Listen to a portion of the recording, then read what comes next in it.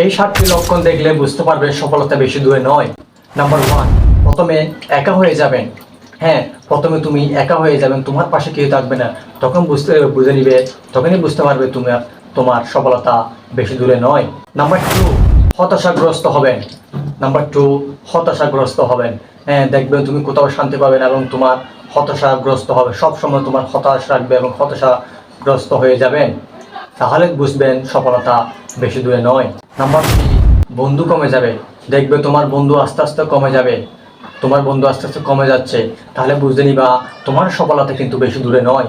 যার কিন্তু বন্ধু কমে যায়, যার কিন্তু বন্ধু কম, সেই কিন্তু সবার আগে সফলতা পায়। নাম্বার 4, সবসময় ব্যর্থ হওয়া। হ্যাঁ, বারবার ব্যর্থ হওয়া, সবসময় ব্যর্থ হওয়া।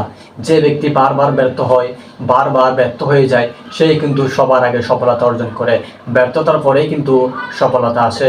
সেজন্য ব্যর্থ হলে এই না যে তোমার দ্বারা কোনো কিছু হবে না, তোমার দ্বারা হবে অবশ্যই। সবার ব্যর্থতার পরেই কিন্তু সফলতা আসে।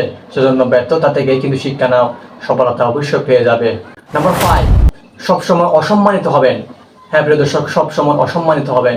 যে কোনো জায়গায়, বেশিরভাগ জায়গায় কিন্তু তুমি অসম্মানিত হবে, কিন্তু অসম্মানিত হওয়ার পরে কিন্তু আল্লাহ তাআলা তোমাকে এমন সম্মান দান করবেন এবং তোমাকে এমন কিছু দান করবেন যার ফলে তুমি অনেক খুশি হয়ে যাবে এবং আল্লাহ তাআলার প্রতি শুকরিয়া আদায় করতে বাধ্য হবে। সেজন্য মনে রাখবে, অসম্মান থেকে তুমি কিন্তু সম্মানিত হবে, সম্মান অর্জন করবেন। নাম্বার 6, অনেক কষ্ট পাবেন।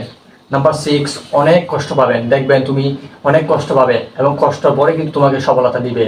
দেখবে অনেক কষ্টের পরে কিন্তু তুমি একদিন ঠিকই কিন্তু সফলতা অর্জন করবে। সেজন্য